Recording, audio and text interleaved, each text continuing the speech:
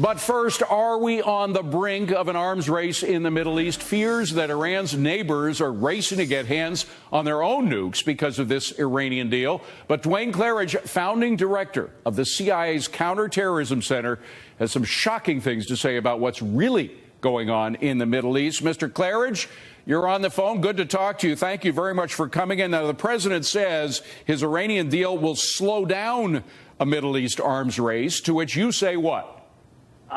This is simply another foolish assertion of Obama. He must think that the majority of the Americans are as ignorant as the Americans who vote for him.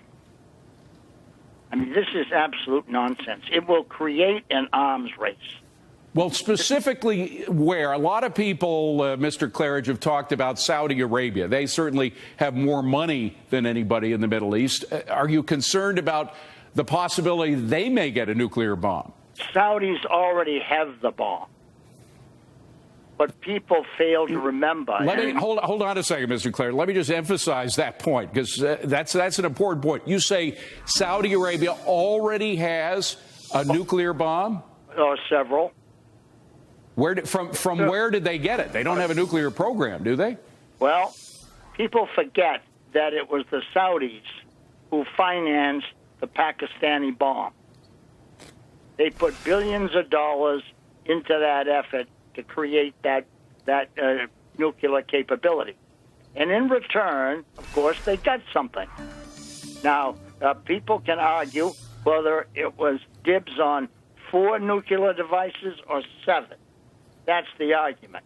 But no one really in the know argues that they do have access to nuclear weapons. Well, this is extraordinary news, I think, for a lot of Americans, Mr. Claridge. And you do, just for those who don't know your background, you have a very extensive background in the CIA. You still have a lot of contacts in the Middle East. Are these nuclear weapons that you say Saudi Arabia now has, are they in Saudi Arabia, or are they in Pakistan waiting to be shipped to Saudi Arabia, or what? I can't answer that question. But what I can say is, if people argue whether the Saudis could actually deliver the weapons to Iran, I say they could. They have a capability with their F-15s, and don't forget the Chinese missile system that sits in the middle of the desert of Saudi Arabia, which has been kept up to date. But to really do some damage to Saudi Arabia, the F-15s could easily destroy the oil facilities of Arabistan, Bandar Abbas, and finish that all off. Final question, Mr. Claridge. We're short on time, but is it conceivable that the Saudis may use these nuclear weapons, if they have them, to take out these positions in Iran before the Iranians get a bomb? I cannot answer that question.